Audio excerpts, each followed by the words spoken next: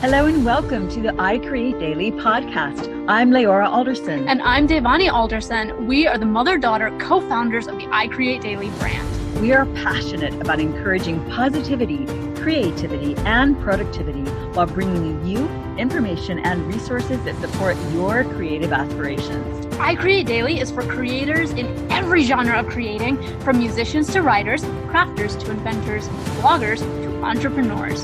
So if you're into creating anything, this podcast has something for you.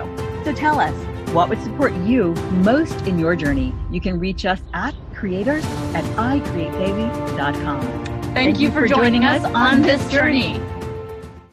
Oh, I'm supposed to start, right? Okay, hi. Welcome to the I Create Daily podcast, a movement for creators serious about their work. I'm Leora. And I'm Devani. And what can wolves teach us about healing from pain, addiction, and trauma? Today's guest, Teo Alfero, author, speaker, transformational teacher, founder of the Wolf Connection Sanctuary, and creator of Wolf Therapy, a program that brings healing empowerment to individuals dealing with psychological and emotional pain, addiction, and trauma using the human-wolf bond. Teo is also the author of a new book, The Wolf Connection, What Wolves Can Teach Us About Being Human, that expands on all that we'll be talking with him about today.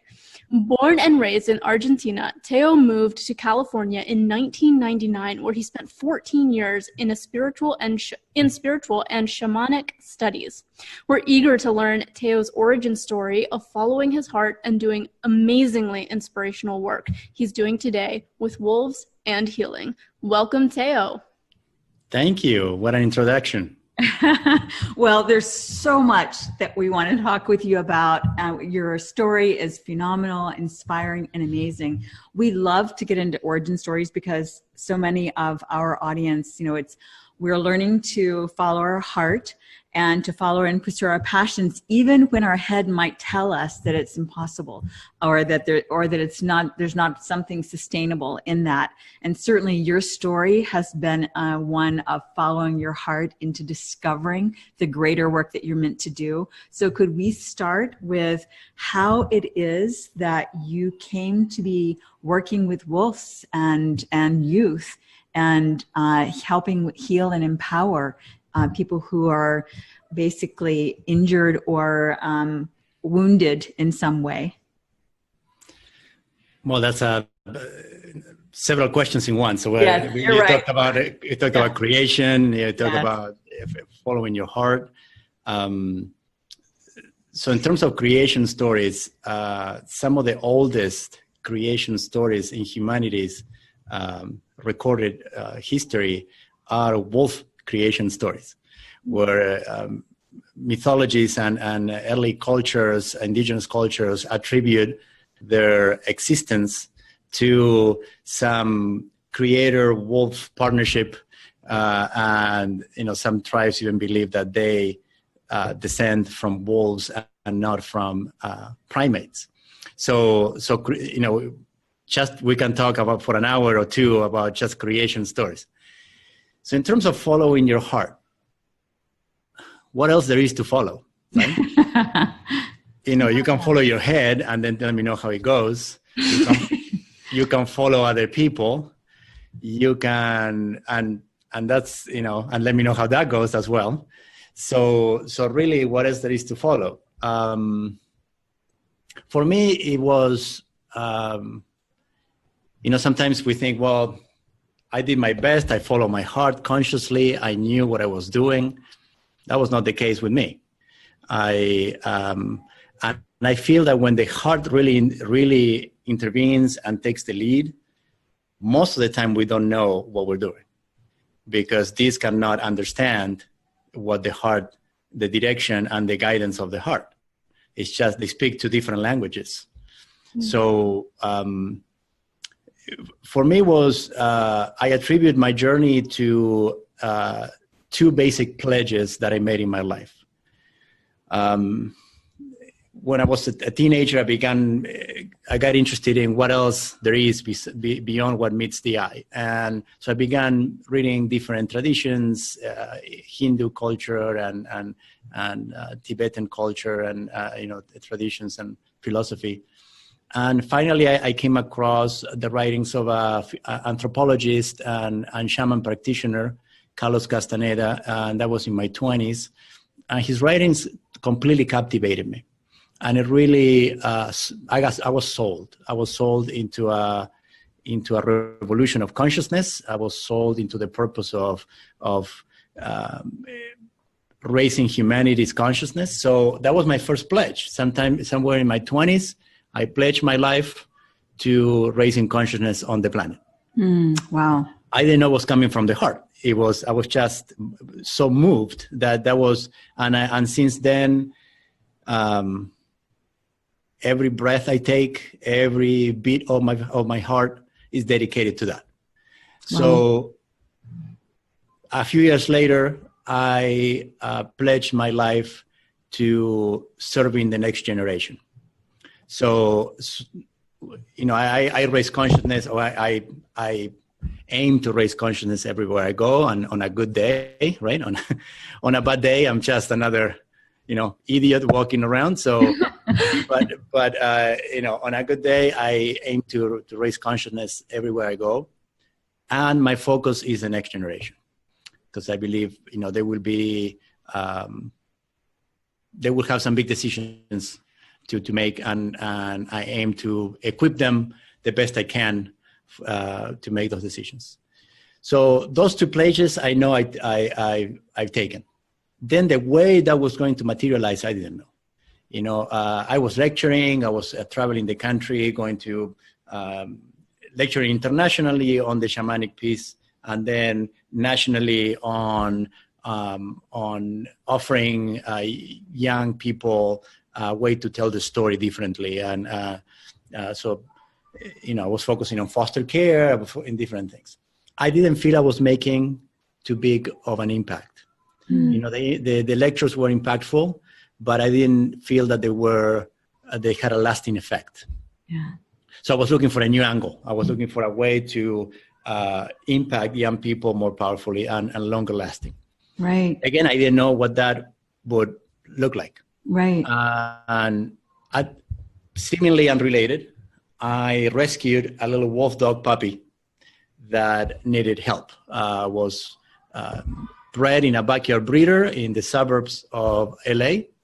And I'm offered this puppy. I said no.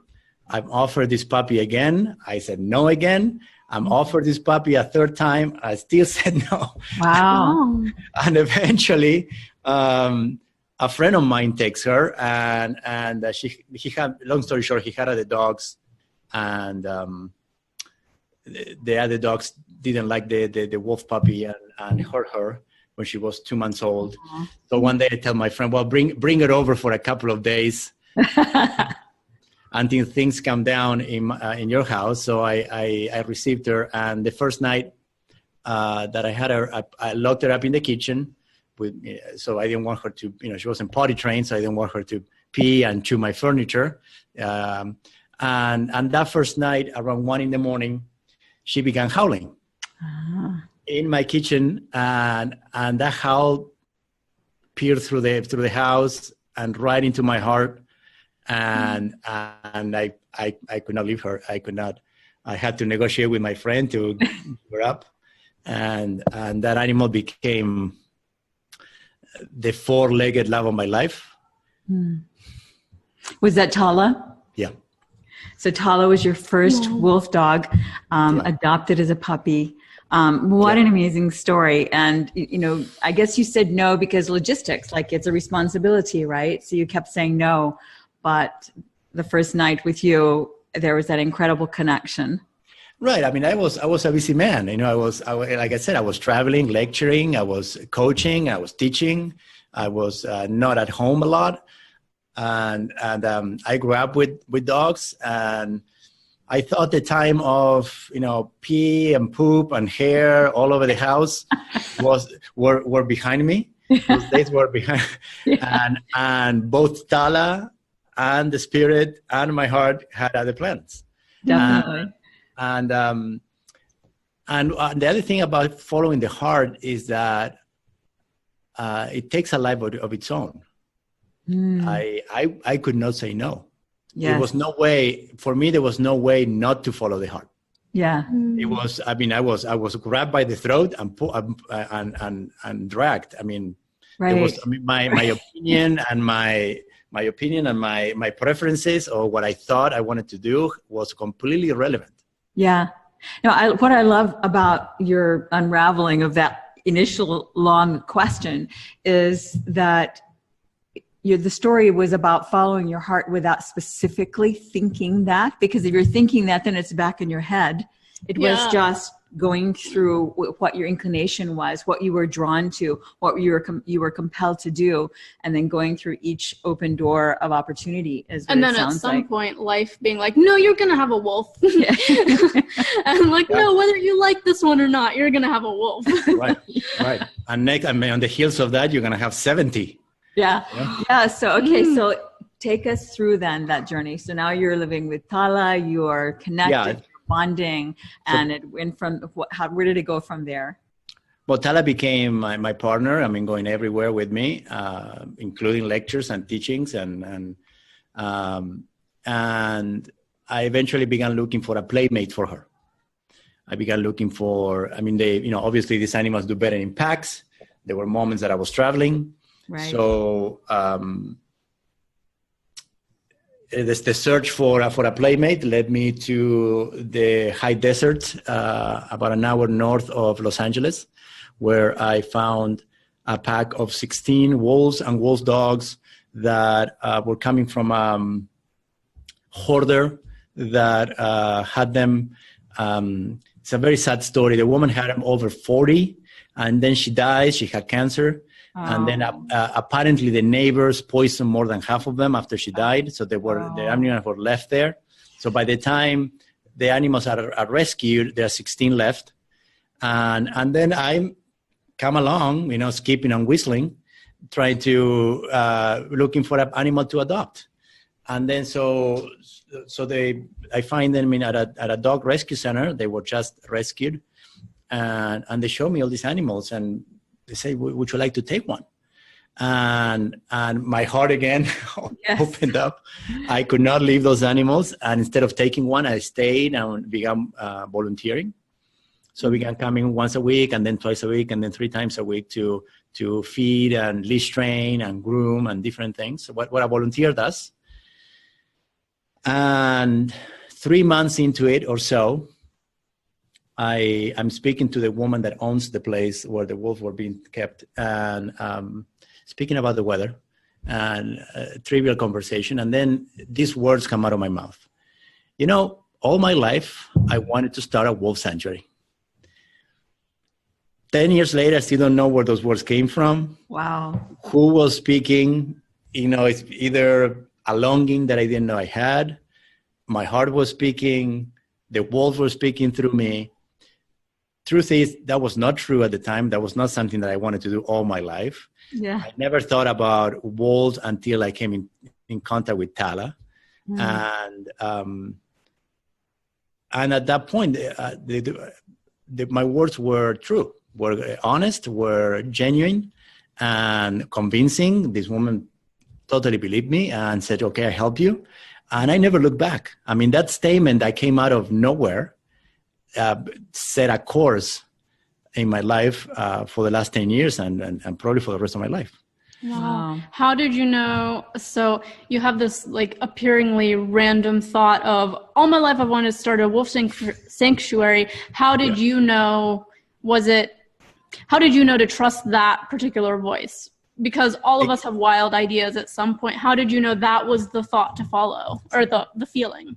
Again, it's not something that I knew. It took it a life of its own, and I couldn't say no. Almost like, I would say, if you really had to think about following and making a decision, that's not yet the heart. Mm-hmm. It can be close, can be a heart influenced by the heart, can be some input, but this still rationalizes it and say, well, maybe I should do this, I should do that. I think I'm going to follow this. Yeah, hold on 1 second. Just take another, because for me, what it was is the heart or the spirit or the wolves created almost like a dream state for me. where I was going, okay, yeah, let's do this.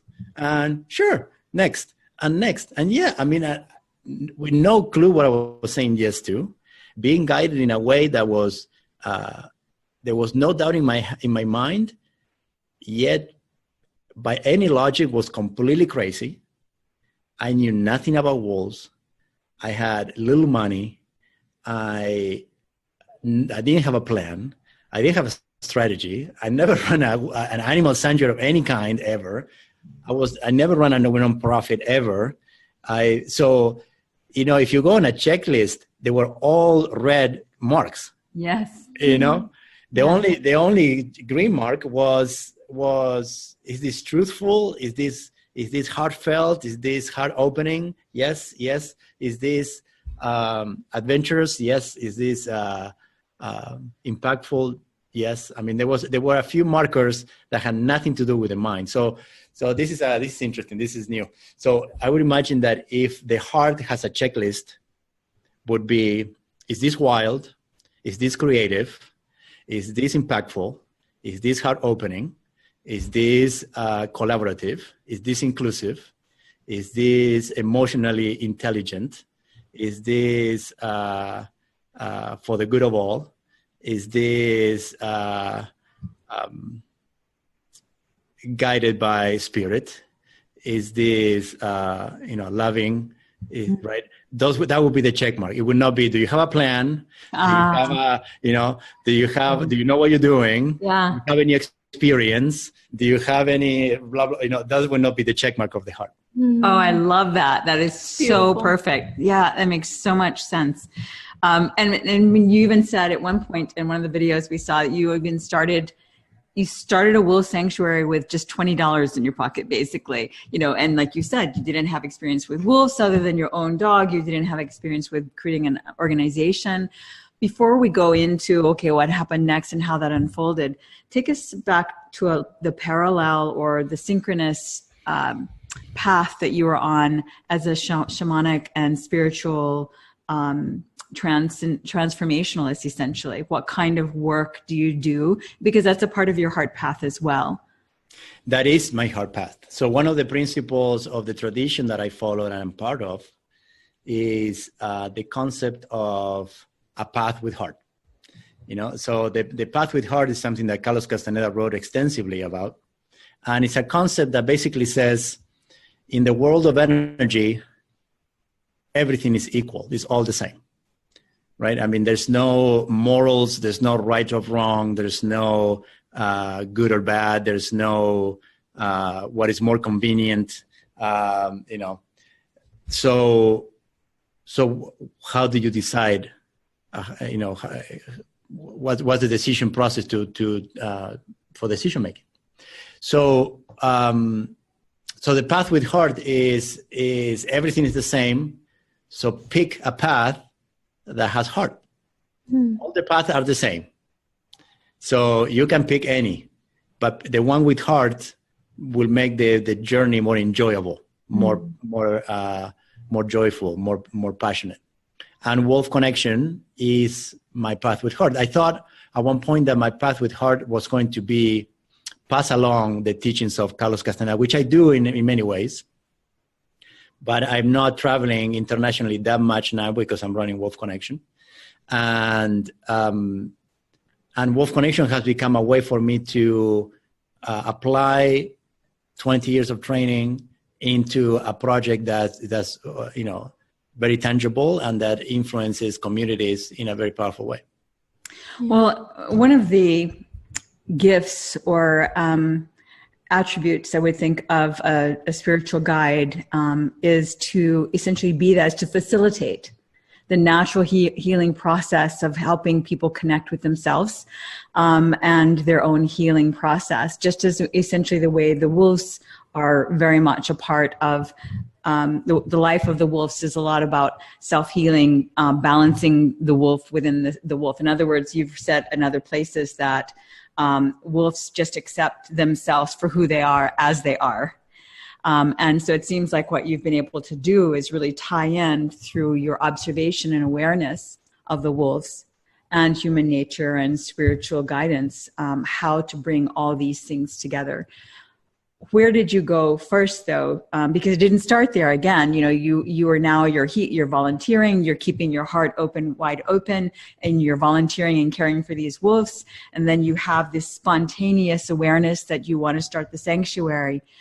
So how did that start? How did that come about? And how did the lady of the agents or the nonprofit center, rescue center, help you with that? Yeah. So the lady. The animal rescuer that helped me eventually became the star of the TV show Pitbulls and Parolees. So it's a show that's been 12, 13 seasons going and ongoing. Wow. So Tia Torres, that was the person that I connected with. So it started gradually. So initially what I did is I started coming back to the dog's rescue center more often, several times a week, and and she was giving me some pointers, first on how to deal with the animals, because I was making every mistake in the book. And secondly, to begin to understand what the rescue business entailed. I mean, there's fundraising involved, there is permitting involved, legislation, there's all kinds of, beyond, so now the heart is leading, and now the head needs to start assisting with the heart process. Yeah. Right? If you just, all heart, the heart many times is outside of the daily world, right? I mean, creates a direction, and then this can align behind that to put the pieces together. Yeah. Which that's what it's good for. It's not good at leading, but it's good at assisting. Yes. That's a great way to put it. Right. Yeah. We don't discard the mind. It's just we don't let it, in the driver's seat. Yes. But it can be in the passenger seat with the map. Right. Then go left, go right. Once we already know where we're going, it can really, Yeah, and I love how you basically, to summarize what you said, is it helps us navigate the world of men and the world of humanity. Essentially, the logistics, the bureaucracies, the details. Yeah. A little bit on the left brain kind of conceptual side as well, versus the more right brain. What do you call conceptual creative side, right? So, and I also love that you said gradually, because that's an important point. If you had started at the beginning saying, no, I'm impatient, it needs to happen by next year, I need to have this sanctuary, but instead it was a gradual process of preparing yourself, allowing the vision to unfold, and then doing the necessary steps. So, and when was that? Like, how long ago was that? That was 10 years ago. Okay, so 10 years. So then about how long before, did you find the land first? Did you adopt the 16 wolves at one point? So continue the journey. We love this story. Well, okay, so the several steps happened. I state my claim on the animals that I was going to adopt them. I take care of them. So for the first 9 or 10 months, I continued in the rescue center, taking over more and more, learning how to do it. Eventually, the whole rescue center moved to the south, so out of state, and so I had to find a place. So this lady actually Tia helped me connect with someone that had a piece of land that I wasn't using, so I was able to release that. And Tia, when she took down her dog rescue center, gave me all the materials. Wonderful. So I was left with fencing and roofing and blah, blah, blah, footballs, all the little things that you need. Yeah. So I moved the facility. So that was 2009, I ran in her place. 2010, I'm at my humble facility. So I moved out of LA. I get a traveling trailer. This was a raw piece of land, and put the trailer there, and initially had no water, no electricity, no plumbing. Wow. And so I went, I became a complete hermit living in the middle of the mountains with a pack of wolves. Wow. Yeah, and that was I was in that trailer for 5 years. Over time, I learned how to put a solar power system together. So that brought electricity. Water, different things, right? But it was a process. I really started from the very basics, electricity and water. And then Tia suggested that I open it to the public. So I do a post on Facebook. The organization didn't have a name yet, and I call it, Hike with the Wolves, full moon hike with the wolves. Wow. It was a full moon evening, so why not? People come in the evening. I'll do a presentation. It was donation based, and when the moon was up, we were gonna go for a little walk with the wolves. That was the plan. So a celebrity person, a guy by the name of Reverend Michael Beckwith, who runs Agape community here in known guy. Yeah, very big. He signs up to the event. Oh my God. So he signs up. When he signs up, his community notices it. So 70 or 80 people show up to the event. Wow. So Mike, since then I met Reverend Beckwith. So Mike, he didn't come, but all his followers came. Wow. So I ended up having a gigantic event. From that first event, gigantic for the time, my first volunteers came out of that event. My first donors came out of that event. And so I was never alone taking care of the wolves again. Wow. And then it began growing like this. I mean, it was really, really fast. We're probably one of the fastest growing nonprofits. We've been doubling in budget year after year after year after year. It took up a life of its own. And what I believe I do is just translate the wolf message, and then get out of the way. Yeah. So the wolves do the magic. The wolves are all heart, and so the way you see them opening people's hearts is unprecedented. I never seen something like that. And then I help people, like you said before, facilitate the process of realizing what's happening, and then get out of the way. Yeah, that's fantastic. So just logistics, thinking of logistics, like, first of all, you had never done this before by, hosting this hike, and you had so many people show up at once. Now you've been working with the dogs, I assume rehabilitating them, because they also needed their own healing from their own traumas. And did you have a certainty, or did you trust that they would be, that your wolf pack was already stable enough and comfortable enough that they would be able to absorb, this massive crowd of people coming in? I had no clue. I had no clue. And the way, looking back, the way I ran that event, a lot of people could have gotten hurt. Yeah. And I the only thing I can imagine is that the wolves said, well, they got together without me, and they said, guys, this guy had no clue what he's doing. So we need to behave. Don't bite anybody. Don't hurt anybody, because if we do, the whole thing goes out the window. So behave, and they really behaved. It was really, really cool. Amazing.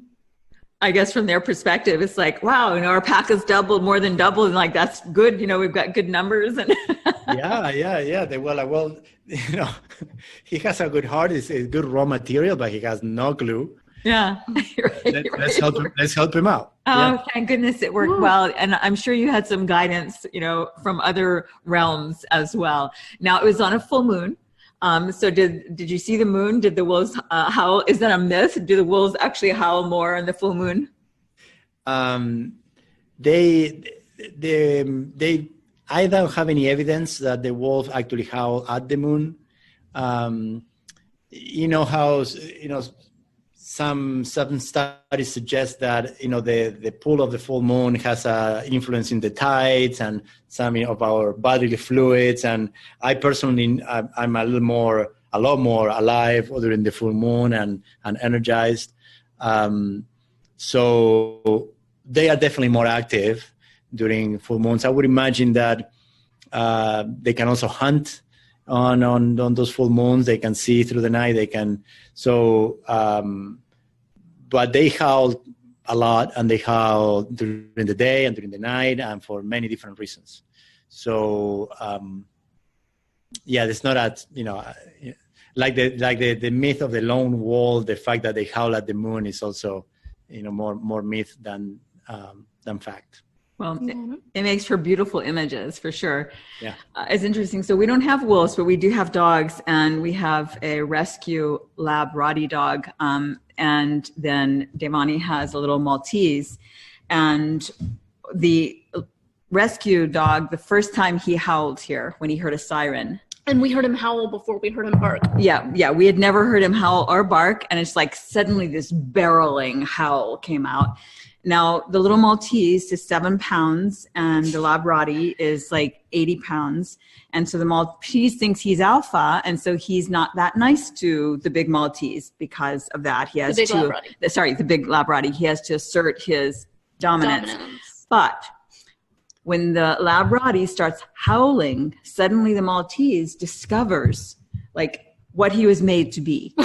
And he joins in on this howling in just the most phenomenal way. Now they've got a chorus going, the deep baritone voice and the high tenor of the little Maltese. And suddenly for that period, they're like brothers, they're kindred. And the Maltese just can't get enough of looking at and staring at and smelling the lab Rottie and in all his glory of howling. So obviously it's a bonding experience. And speaking of bonding, I mean, that's when Tala was howling in the kitchen at 3 a.m. that night, that's when it opened your heart too. So anything you care to share to educate us more, inform us on your observations of the howling, the magic of the howling?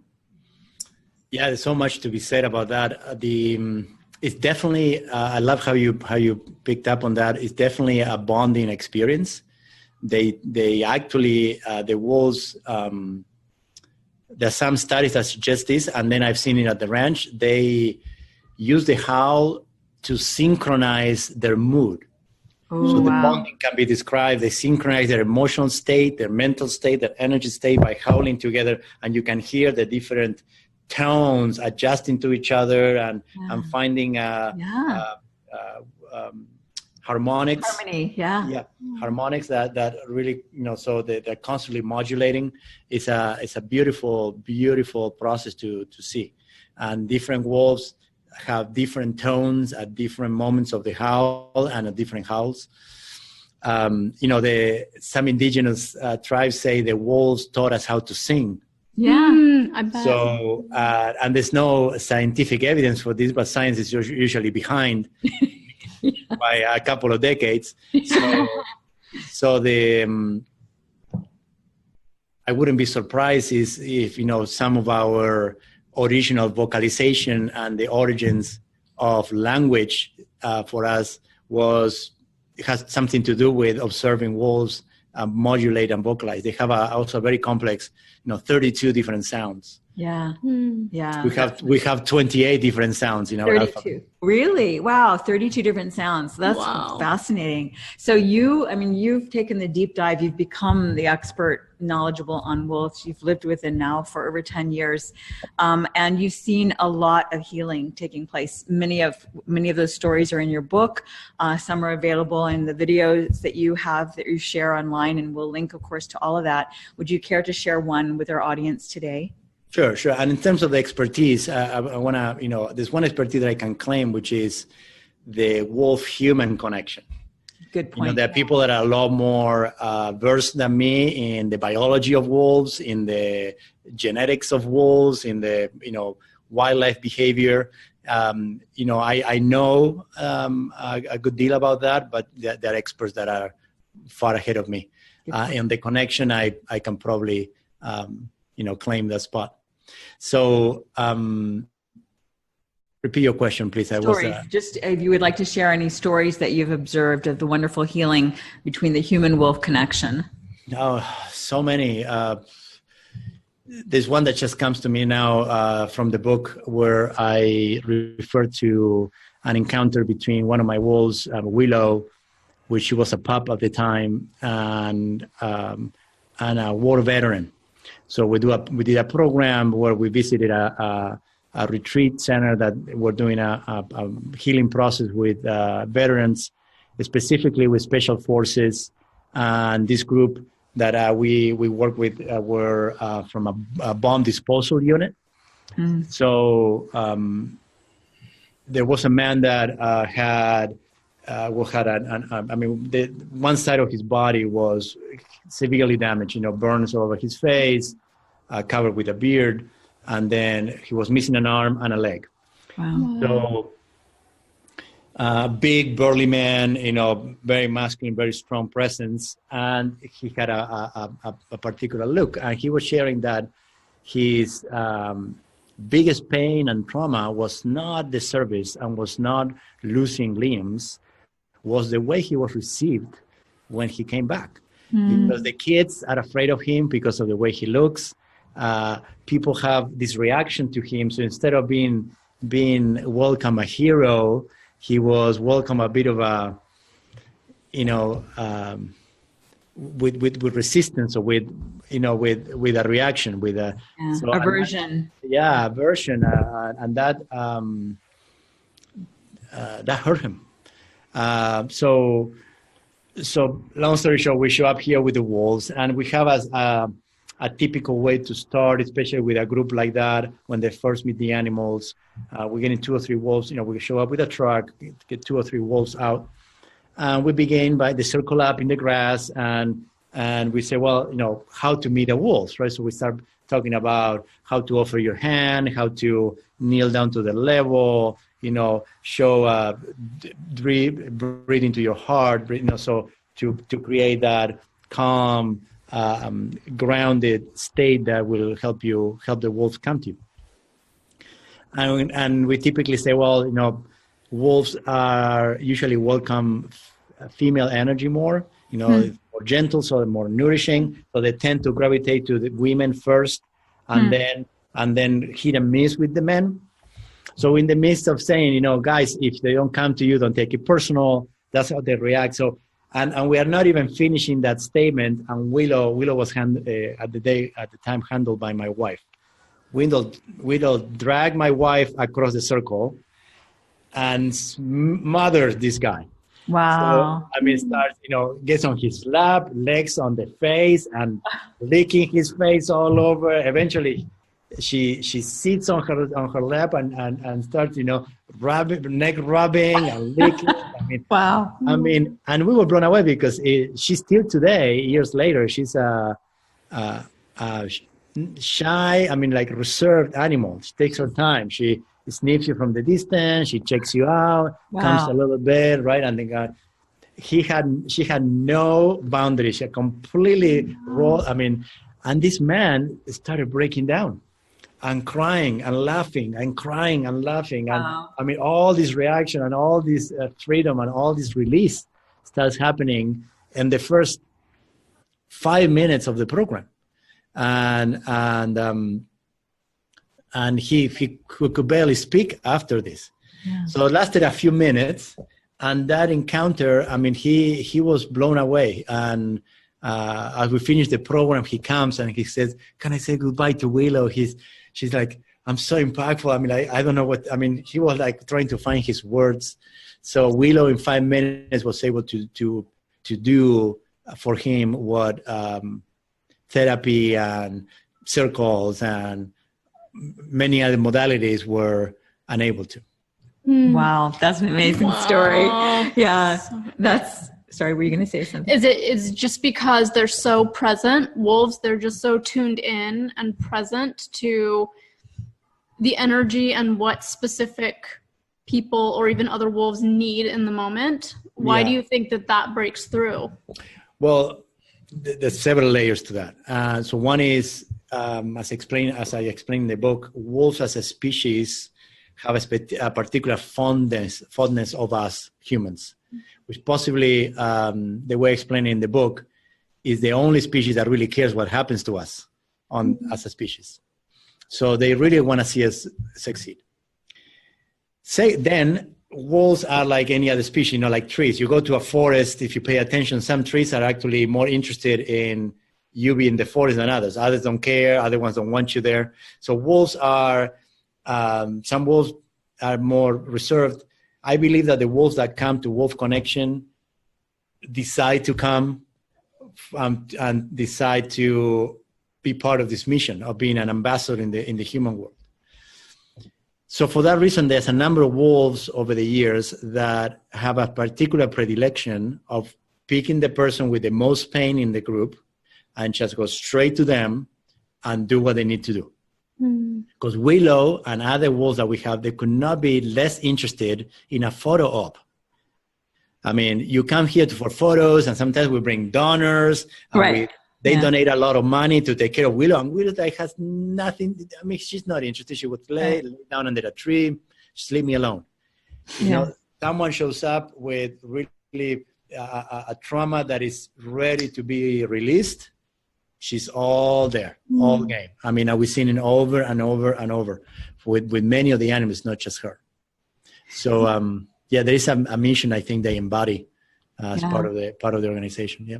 That was, it seems like a strong nurturing instinct. So I'm trying to, like, some of the things that we've tuned into over the years, when the kids were growing up, we really enjoyed the Julie of the Wolves series of books. It's a wonderful series of young adults or children's books, but adults love it as well, Julie of the Wolves. And it's the journey of this young girl who is alone in the Alaskan wilderness. Is it Alaskan or the Alaskan tundras? Arctic, some kind of Arctic tundra wilderness, and she learns to survive with the wolves. She's in a situation where she has to, and so she learns the language of the wolves. And so there's a lot about, and I'm sure that there is research that went into that. So while it's a fiction story, it seems to be modeled after a lot of the actual behaviors of wolves, wolf packs, wolf families, and that sort of thing. So back to your point with Willow, do you observe then that the wolves do that with each other? Like, is there a nurturing instinct when it is that there is an adult wounded, as opposed to the nurturing instinct with puppies and a female wolf would be natural? Do you see that also happening within the wolf, with the wolves amongst themselves? Absolutely. They're extremely supportive of each other. They show great solidarity between each other. They have ways to, let's say a wolf gets hurt or becomes old, and the rest of the pack will go hunt and bring food for them to feed the pack. So the pack is the first priority, then the self. That is across the board. Biologists have confirmed this. Behavioral scientists have confirmed this, and we certainly see it at the ranch. Interesting. Is that why now you talk about the wolves, that one of the things they teach us is how to give 150%? Can you elaborate on that? Sure. I mean, that's one of the wolf principles. That's 12 lessons that I developed to simply explain the wolf behavior and the wolf ways to people with emotional trauma. And the reason I say that is my observations have been that the youth that have experienced severe trauma and they're still developing, many times that trauma impairs their cognitive ability, their ability to focus and pay attention for a long period of time, their ability to involve themselves in a certain task. So the wolf principles are one sentence, very simple to understand, and then they have an experiential piece with the wolves that helps incorporate the lesson. So giving 150%, people would say that's mathematically impossible. You can only give 100. But what I'm trying to say is that many of us give up before we should. So what we think is 100 is not really 100. So what we are ready to start backpedaling, we actually sit and with heart, with presence, and give it an extra push. We can find another gear or two of things that we can offer, things that we can engage, attention, creativity, and so on. And by no means I mean drain yourself, deplete yourself, work till 4 a.m. I don't mean that, which is, some people may understand it, in this modern world, that, giving 100% meaning, work until you drop. That's not what I mean. It means it's more an emotional, cognitive ability to bring yourself forward. Right. Putting your energy completely into what you're doing. Yeah. As opposed to is not just doing the motions of what we need to do, but it's like actually putting energy and focus and persistence. Right. So test your boundary, lead into your edge. You know, when you feel like, okay, this is enough, just sit with it for another moment or two, and you may be surprised of what you can come up with. Do you have children? I have one. Okay. And how old is your child? She's going to be 5 in a couple of months. Okay. So she's growing up around the wolves. And so what has that been like for you, seeing her? Well, the wolves, like I said, changed my life because the way I committed my life to spiritual teachings and so on, I at one point thought that I wasn't going to have children. And the wolf, one of my first volunteers was Renee, who's my wife now. And so the wolf brought me my wife and then a child. And our child was, there's a story in the book about how the wolves told Renee, my wife, that she was pregnant. I decided to marry Renee after seeing how the wolves were treating her. Yeah. The way she was being accepted with the wolves, I was blown away. And I decided to go all the way with her. And so Kyla, our daughter, we have 3 wolves in the house. So our house has 2 horses, 2 cats, and 3 wolves. And Kyla, our daughter, Renee was working with the wolves until 1 week before giving birth. So she's been hearing howling and she's been hearing growling. And since she was in the belly, she doesn't know a world without wolves. I mean, she's been hearing, the howling outside her bedroom window has been happening since she was a newborn. I have pictures of 3 wolves babysitting her. So she's 1 week old on the floor with one of those play little things. Yeah. And 3 wolves sitting next to her, just watching her. Wonderful. Yeah. She's literally, forget Julie of the wolf. She's literally being raised. Yes, definitely. Literally. How do the wolves, so you have the human wolf connection, but how do the wolves interact with your other animals, your cats and your horses? I would assume it's just part of the pack at this point.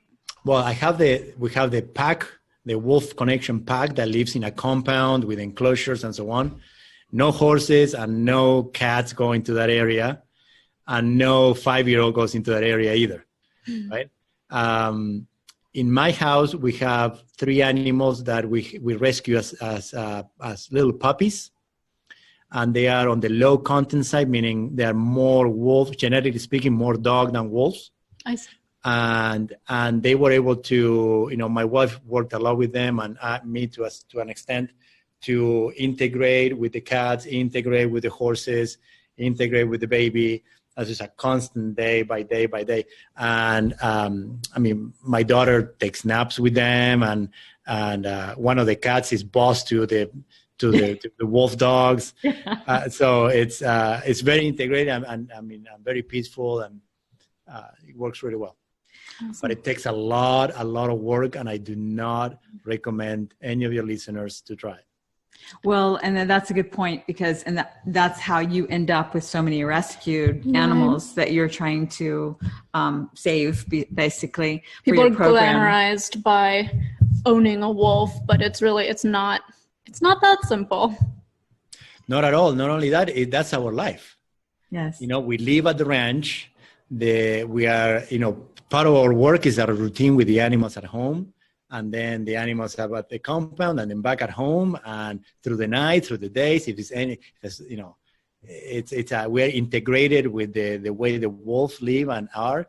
If you have any job that is not rescuing and training wolves all day, wolves don't make. I have a facility full of wolves that someone thought they would be a good pet, and they were not. Right now I have a team right now that is coming this afternoon, coming back from Las Vegas, and rescuing a wolf there that it was someone's pet and didn't work out. How does introducing a new wolf to your current pack, what does that process look like? Is it in the facility? Yeah, in your facility when you rescue? It is a slow process. The facility is set up for that process, so we have a number of big habitats that are half an acre, 1 acre. They're large areas where the wolves live. and they live in pairs. So we have 18 of those. And then we have a smaller enclosures that are, 30 by 50 or 30 by 30, where the new animals, we call it, isolation enclosures, not because they're isolated, but because we put them in there when they first arrive.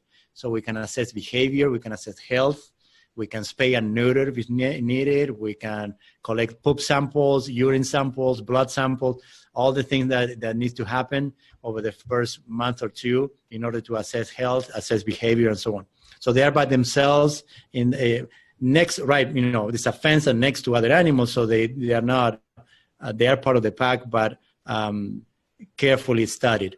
And then once we understand that, that smaller space also helps them connect with us. So we come in several times a day to clean, to refreshen up their waters, for them to get used to us, to provide enrichment. And then so over the weeks and months, depending on the animal, they start showing their true personality, and we begin to assess if we can leash them, if we cannot, we take them for a walk, and then begin bonding. And then based on the personality, we guess who they can get along with. So we begin taking them on walks away from, 20, 30 feet apart on leash, so we can assess how they get along, and then start bringing them closer to each other and walking next to each other. So it's a process that, a trial and error that lasts months and sometimes years. We have animals that came from fur farms over the last few years that they just been paired after 3 or 4 years. They just been paired with another animal because until then they were feral. We could not touch them. We could not catch them. They have, each of them, they have their own process. Right. So it's wow. That's so elaborate. How many do you have there now at the facility? We have 35 currently. We rescue about 70 or 80 in the life of the organization, and we provide sanctuary for life. So once they come to us, they stay with us until they die. So you don't adopt them out, even under to good, evaluated circumstances. No. Okay. No. So we spay and neuter, and then we don't breed, and we don't adopt out. We just seen this go wrong way too many times. So and we know what we're doing. They are super happy with us. They're super excited. The amount of enrichment that we provide, there's very few people that do with their own pets what we do with 35 wolves. Right, exactly. Yeah, and wolves might be consistent once they're stabilized, but humans can come in and out of being consistent with habits. And I'm sure an animal like that does not need any level of inconsistency in routine or rituals or all of that. Right. Yeah. So they are very specific. There's a few things that we do. There's a routine lack of routine. So for example, we don't feed them exactly at the same time. We feed them in a bracket of time. So in the morning they get fed as the sun comes up. At a different times of the year, that's a different time of the day. Right. And the reason is, if they get fed every day at 8 in the morning, then you can start triggering, the day you are behind, they start getting aggressive at 8:15. Yeah, that's a good point. So if they are used to expect 6:30, 9:30, 8, 10, like this, breakfast at different times, they know it's coming at some point, but they have a better resilience to waiting for that meal. The same in the evenings. So we feed them twice a day to prevent them from overloading their stomach. That prevents bloat in rescue animals. So we feed them twice, and the same with the evening, and the same with the hikes. We hike them, every day we take animals for hikes. So they each animal, hikes 2-3 times a week. And we hike them for miles. But the hikes happen at different days of the week, at different times, so they don't have that anxiety now that Wednesday, they have like an inner clock, so they are able to tell really when it's a certain time happening. So that's part of the enrichment, to help them get used to not expecting something at the same time every day. Right. Wow. That's such a science. You've got it down to a science. It makes so much sense. I mean, some of those things we could even incorporate with our domestic animals. Yes, especially that, the pets. staggered feeding. Yeah, the staggered feeding thing. Well, I know that we're getting short and need to let you go soon. So I just wanted to, one of the things when I was asking about having a child is, as our kids know, we learn a lot from nature, and I think there's a lot to be learned from the animal kingdom about even parenting. And so I'm wondering if there's anything that you've observed about and learned as a parent yourself to a 5-year-old, and first a newborn and now a 5-year-old, that you've actually learned through observing and living with the wolves. Yeah, this is actually part of a future book. I've been asked to write a book on corporate leadership based on the wolves, and it's not going to be corporate leadership. It's going to be about leadership. Great. So the way you lead in your company is the way you lead at home, the way you lead everywhere. Yeah. So it's not compartmentalized. So for parenting, there are 2 things that I would emphasize. One is demonstrate emotional intelligence or emotional maturity. You can tell your kids what to do all day long, but they're going to watch you and they're going to repeat not only what you do, but also it's almost like they copy the imprint. So it's not really what you do only, it's also how you feel, your mental process, even if you never voice it, your inner dialogue, your emotional processing, the way you respond to things, that's really what they copy. So what do I mean by emotional processing? One of the things that I take that is my focus with my child is that every one of my emotions, I demonstrate it as clean as I can. So if I'm joyful, I'm like, the joy is like contagious. If I love her, I mean, I'm like, she gets, smothered by me and hugged and kissed and rubbed and smooched. If I'm angry, it's unapologetically. And that's the main key for many parents. For many parents, you get upset, the kid broke, whatever. They're not obeying, they're throwing a tantrum, you get upset, and then the upset follows by guilt, regret, apologetic, let me buy you a toy so you forgive me. I mean, it's a complete mess of emotions that follow.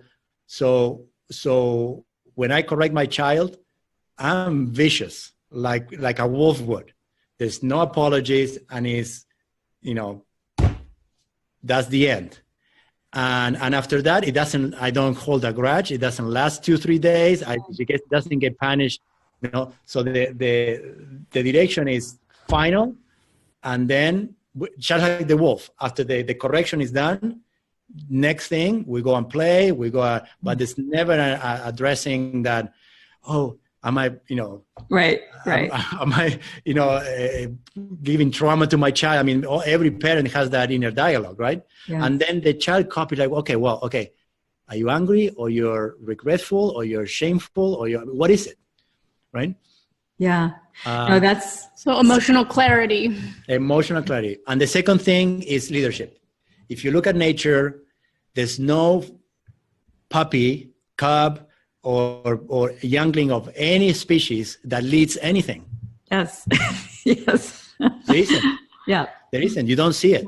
That's right. Because the job of the youngling is to follow an emotionally balanced leader, and the emotionally balanced leader demonstrate, heart-centered, balanced leadership. So when the time for the youngling comes to lead, then they know what it feels to be led that way, and then they lead accordingly.